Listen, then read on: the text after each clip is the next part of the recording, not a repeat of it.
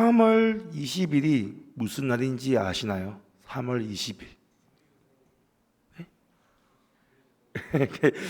혹시 그 말고 전국적으로나 국제적으로 무슨 날인지 혹시 아시는 분 계신가요? 3월 20일.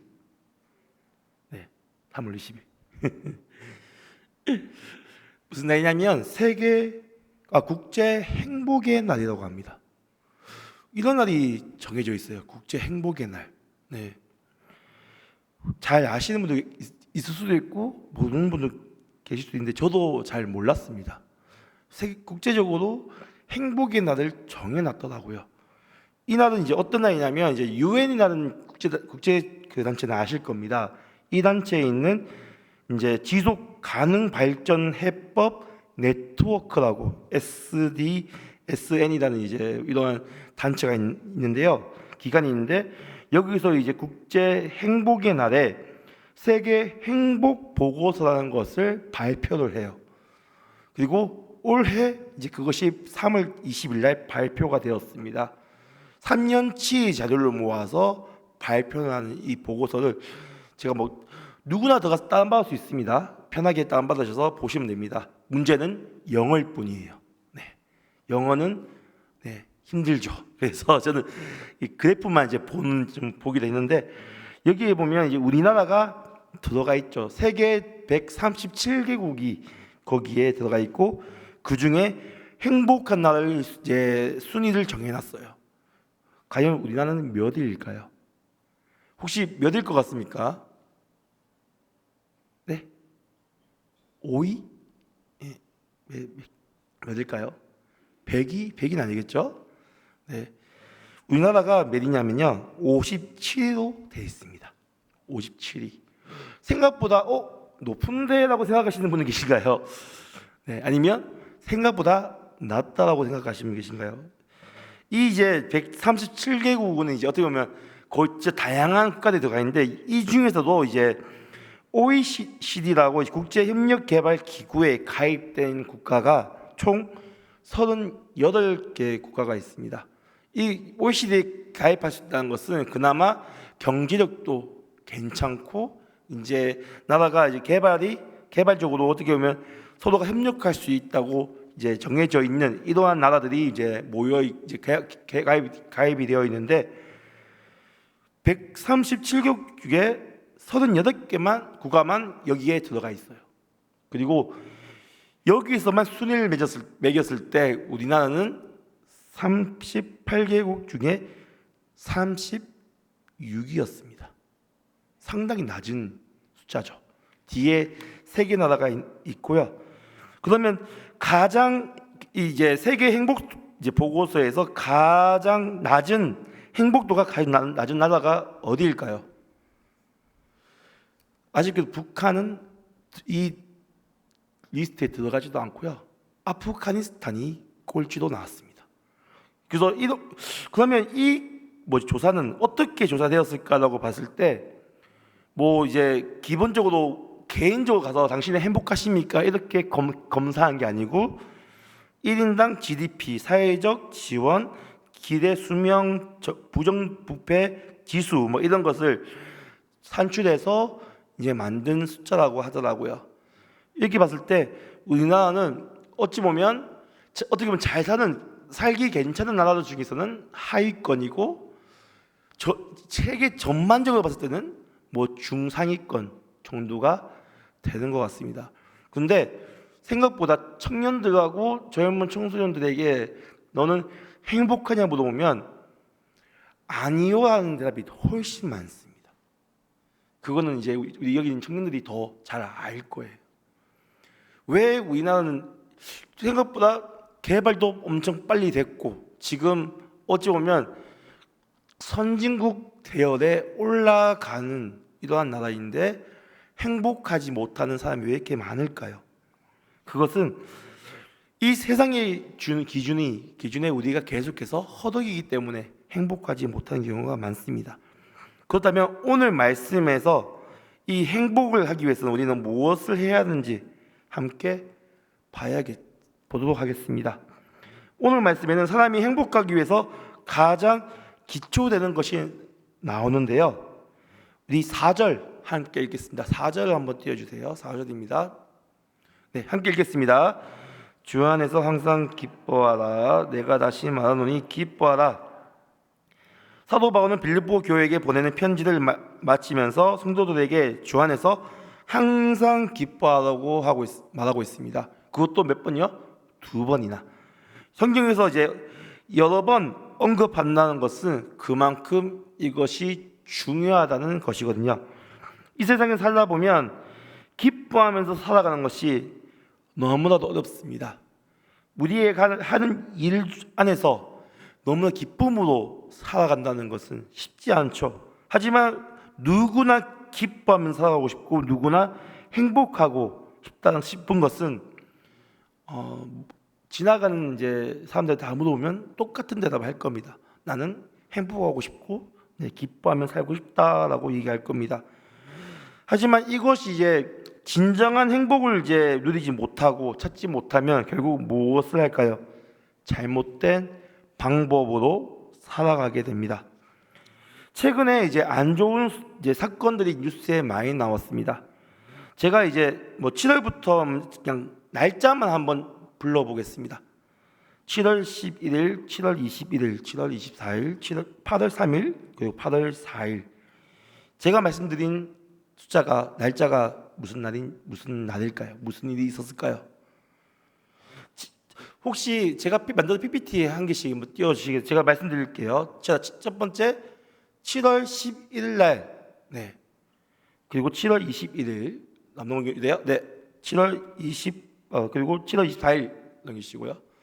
그리고 8월 3일 3번입니다. 1번, 2번, 3번. 그리고 8월 4일 2번입니다.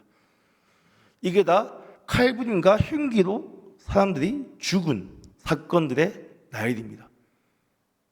7월하고 8월 달, 어떻게 보면 한 달 내로 이렇게 많은 사건들이 우리 주변에 있었습니다. 대부분 경기도에 있었지만 가장 가까운 곳은 이제 경상북도 경산시에서 칼부림이 있어서 사람이 죽었거든요. 이제 여기서는 이제 어떤 할머니께서 고스톱 치시다가 화가 나서 이제 사건을 지셨다고 뉴스들이 나왔는데, 이렇게 우리 주변에 그리고 뉴스에 시도 때도 없이 살인 사건과 칼부림과 흉기 사건이 일어나고 있습니다. 실제로 최근 뉴스를 보면 협박 이런 것도 엄청 많이 나오죠. 네, 협박 사건도 엄청 많이 나오고, 내가 어디서 누굴 죽이겠다, 사람들 무차별로 죽이겠다고 협박하는 이제 글도 엄청 많이 올라오고, 그래서 국가적으로 지금 전반적으로 지금 긴장한 상태로서 경찰 특공대가 서울 시내를 막 돌아다니고 있거든요. 길거리에 총 들고 있는 경찰들도 많이 서 있는 현실이 지금 현실입니다. 어찌 보면 우리는 이제 오천, 특히 포항이나 오천에 살고 있으니까 괜찮겠지라고 생각되시면, 우리 여기도 안전할 수 없다는 것입니다. 안전한 곳이 없다는 거예요. 어떻게 무슨 일이 일어날지 모릅니다. 이렇게 총 8번의 사건, 이거보다 더 있을 수도 있는데요. 8번 사건이 터지면서 참 무서운 것은 이 사건의 대부분이 자신의 원하는 것을 채우지 못해서 일어난 사건이라고 할 수 있다는 겁니다. 나는 이제 내가 원하는 것을, 나의 행복을 이루지 못해서 불만을 주변에서 표출하게 되고, 그래서 무차별로 칼부림과 흉기 사건이 일어나게 되고 사람을 죽이는 일도 일어난 거죠. 이 사건 중에서는 이제 어떤 학교 안에서 교사를 죽이는 일도 있었습니다. 그만큼 시대가 참 무서워졌고, 어찌 보면 행복이란 것을 찾기가 더 힘들어지고 있는 것도 요즘 시대입니다. 그렇기 때문에 우리는 더욱더 우리들 가운데서 참된 행복과 참된 기쁨을 찾고 그것을 가지고 살아야 할 것입니다. 그러면 우리는 어떻게 해야지 이러한 참된 기쁨을 얻고 참된 행복을 얻을 수 있을까요? 오늘 말씀을 통해서 한 번 더 보겠습니다. 첫 번째입니다. 우리의 관용을 모든 사람에게 알리면서 우리는 참된 기쁨을 얻을 수가 있습니다. 우리 5절 함께 읽겠습니다. 시작.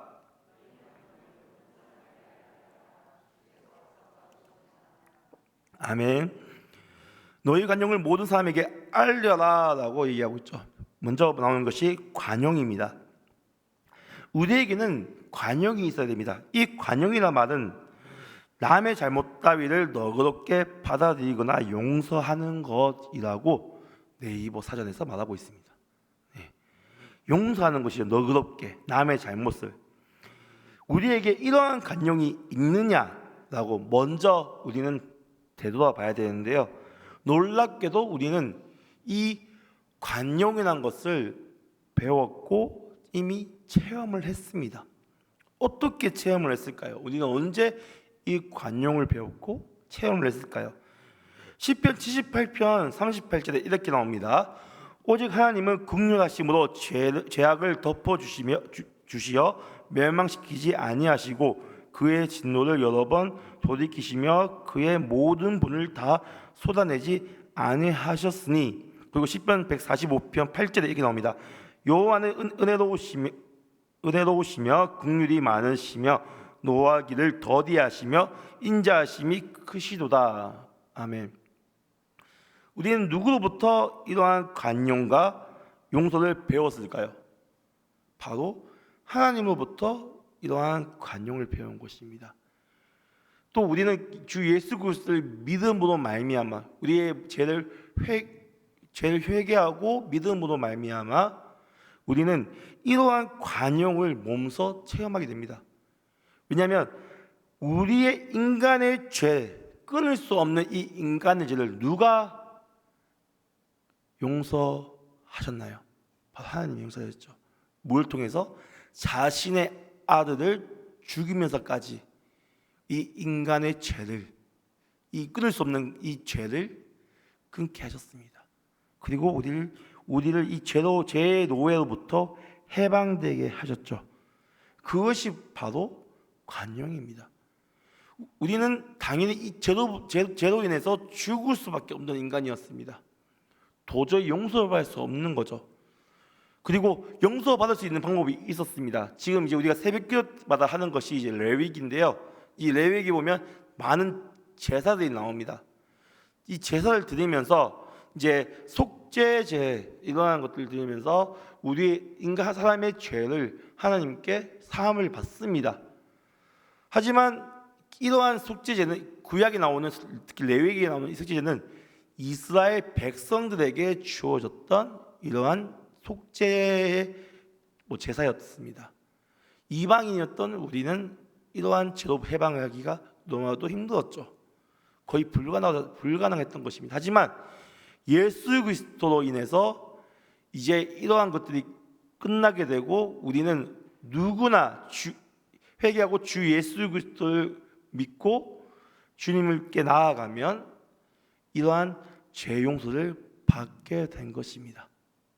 그것이 하나님께서 우리에게 하신 관용입니다. 그러면 우리는 이러한 우리가 배우고 체험한 이러한 관용을 어떻게 해야 될까요? 우리도 하나님이 주님께서 우리에게 하신 것처럼 우리도 남에게 그것을 해야겠죠. 남이 우리에게 잘못했던 것들, 용서하기 힘든 것들도 분명히 있을 겁니다. 너무 힘들고 괴롭게 했던 것도 있을 겁니다. 하지만 우리는 믿는 자로서 그것들을 용서할 수 있는 용기도 필요합니다. 왜냐하면 주님께서 우리에게 하셨기 때문이죠. 참 어렵지만 그것을 해야만이 이제 우리의 관용이 모든 사람에게 알려지게 되고 우리의 삶에 매어 있는 이러한 힘듦이 깨지게 되고 우리는 참된 기쁨을 누릴 수 있게 되는 것입니다. 너무도 기쁨 찾기 어렵죠. 하지만 우리가 해야 하는 것 중에 한 가지입니다. 그리고 두 번째입니다. 우리는 아무것도 염려하지 않으면 참된 기쁨을 얻을 수 있습니다. 6절부터 7절인데요. 우리 6절부터 7절 함께 읽겠습니다. 시작. 아무것도 염려하지 말고 다만 모든 일에 기도와 간구로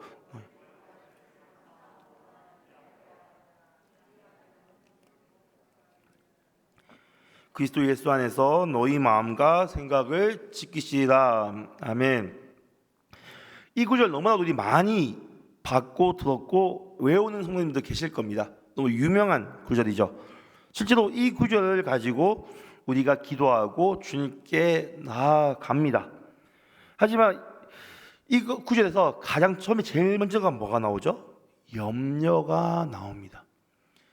이 염려란 것은 사람들이 제일 갖기 쉽고, 그러니까 금방 생기는 것 중에 한 가지입니다. 그리고 이것 때문에 사람들이 기쁠 수가 없어요. 염려는 또 다른 말로 걱정이 되죠. 우리는 살아가면서 수많은 걱정과 염려를 하게 됩니다. 당장 이제 이거는 이제 실제로 많은 청년들과 사람들도 많이 이제 모노들도 그렇고 어른들도 그렇고 청소년들도 그렇고 많이 하는 염려 중 고민 중 한 가지인데요. 무엇일까요? 바로 오늘 점심 뭐 먹지입니다. 아니면 오늘 저녁 뭐 먹지. 어머님들은 오늘 우리 저녁 메뉴 뭐 하지? 또 많이 고민하셨을 겁니다. 우리 자녀들과 가족을 위해서, 유대하기 위해서. 그리고 이것 때문에 실제로 많은 어떤 청년들은 결정을 못해서 분식 먹을지 중국집 먹을지, 이것도 맛있겠는데, 파스타 이것도 맛있겠는데, 수많은 고민을 하고 있는 거예요. 이거 가지고. 그리고 이거 가지고 스트레스 받는 사람도 있습니다. 그래서 요즘 뭐가 있냐면 오늘 점심 뭐 먹을지 메뉴를 정해주는 그런 것도 있더라고요. 사이트도 나의 점심을 대신 정해주는 사이트가 있습니다. 그것처럼 이러한 먹는 것 가지고도 뭘 먹을지를 가지고도 스트레스를 받고 힘들어하게 되는 거고요.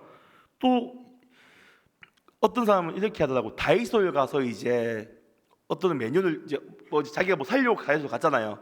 근데 다이소를 간 겸에 또 다른 거를 뭔가 사야 될 것 같은데, 다이소 가면 뭐가 있죠? 수많은 게 있잖아요. 엄청. 그것을 다 돌아다닙니다. 이것도 나 집에 있으면 좋을 것 같은데 이걸 살까? 아닌가? 오늘 필요 없을까 하면서 또 딴 것도 보고, 그렇게 계속 고민하면서 돌아다닌다는 겁니다. 결국은 나올 때 뭐만 가지고 오죠? 처음에 자기가 살려고 했던 것만 사가지고 나온다고 하는데, 그렇게 계속 본다는 거예요. 그리고 그게 또 재밌는 사람도 있고, 아니면 그게 스트레스가 되는 사람도 있습니다. 염려와 걱정은 뭐가 된다고요? 스트레스가 되는 거고, 이 스트레스는 그러니까 모든 질환의 원인이 될 수가 있잖아요. 그만큼 질병까지도 지장을 주는 것이 되게 됩니다. 근데 우리 이 사도 바울은 뭐라고 하죠? 아무것도 염려하지 말라라고 하고 있습니다. 어찌 보면 우리에게 있어서 가장 힘든 이 염려, 걱정을 하지 말라고 하죠. 이 염려를 안 하려면 어떻게 해야 되냐? 바로 말씀처럼 모든 일에 기도와 간구로 하고 너희 구할 것을 감사함으로 하나님께 아뢰라라고 하고 있습니다. 방법을 알려주는 겁니다. 염려하지 않는 방법. 그러면 이렇게 하면 어떻게 된다? 모든 지각이 뛰어나신 하나님의 영평강이 그리스도 예수 안에서 너희의 마음과 생각을 지키시리라. 지키시는 거죠. 염려는 우리가 염려하고 걱정하는 것들을 누가요? 하나님께서 지키시는 겁니다. 그랬을 때 우리의 마음이 평안해지고 우리가 참된 기쁨을 누릴 수 있게 되는 것입니다. 대부분 이제 표정이 어두운 사람들, 특히 이제 걱정과 고민이 많은 사람들은 정말 스트레스의 끝을 보고 있습니다. 늘 스트레스로 힘들어하고 있고요. 뭐만 하면 스트레스가 생기고 그것 때문에 피곤해지고 두통이 생기고, 병원 가면 병원에서 얘기하죠. 스트레스성 두통입니다. 뭔가 스트레스성 장염입니다. 뭐 다 스트레스성이라고 하죠. 약도 없습니다. 이거는. 왜냐하면 또 그 스트레스 받으면 머리가 아파지고 배가 아프고 그런 일이 반복되게 되죠. 그것처럼 이것을 푸는 방법은 오직 한 가지란 겁니다. 바로 주님께 모든 것을 아뢰고 내어놓는 것, 바로 기도하는 것입니다. 우리 주님께 내어놓는다는 것은 우리에게서 우리의 삶을 밝게 행복해 해주고 그리고 아픔도 낫게 해준다는 것입니다. 어찌 보면 특히 청년들 중에서 많이 스트레스성 병이 많이 있어요. 진짜 저도 이제 대학교 때 막 시험 기간 되면 머리 아프고 병원 가면 스트레스 받아서 시험 공부 때문에 스트레스 받아서 머리가 아픈 거고 아파서 병원 가면 너 시험 때문에 아픈 거라고 또 얘기하고 있고 해결할 수가 없잖아요. 이런 거 가지고 결국은 타인애놀만 쌓아놓고 먹고 있습니다. 커피랑 타인애놀을 번갈아가면서 먹고 있는 이런 안타까운 현실이 저희 현실이었거든요. 그렇게 보면 참 우리는 이러한 것부터 해방이 돼야 됩니다. 혹시라도 지금 염려하는 것 때문에 염려하는 것이 있습니까? 걱정하는 것이 있습니까? 다 주님께 내어놓으십시오. 주님께서 해결하시고 우리에게 참된 기쁨을 주십니다. 믿으십니까? 그리고 마지막 이제 이것들을 이제 다 두 가지를 말씀하시고 마지막 끝으로 하나 더 사도 바울이 말하고 있는데요. 세 번째입니다. 우리는 관용을 하는 것과 염려를 주님께 내어놓는 것을 우리 삶 속에서 늘 생각해야 참된 기쁨을 누릴 수 있습니다. 마지막에 생각을 해야 한다는 것입니다. 8절 함께 읽겠습니다. 끝으로 형제들아 무엇이든지 참되며 무엇이든지 경건하며 무엇이든지 옳으며 무엇이든지 정결하며 무엇이든지 사랑받을 만하며 무엇이든지 칭찬받을 만하며 무슨 덕을 있든지 무슨 기름이 있든지 이것들을 생각하라. 아멘. 이것들을 생각하는 것입니다. 뭐죠? 무엇이든지 참되든 무엇이든지 경건하든 이 모든 말하는 것에 대해서 우리 앞에서 말했듯이 이러한 것들 관용하고 기뻐하는 것, 관용을 가진 것, 염려하지 않는 것 이것을 우리는 기억해야 한다는 것입니다. 이것을 기억하고 생각했을 때 우리는 참된 기쁨을 누릴 수 있습니다. 사람은 사실 쉽게 까먹고 잊어버릴 때가 있습니다. 제가 이제 중고등부에서 이제 중1반 중에 남자 친구들 이제 담당하고 있거든요. 설교도 하지만 공과도 제가 하고 있습니다.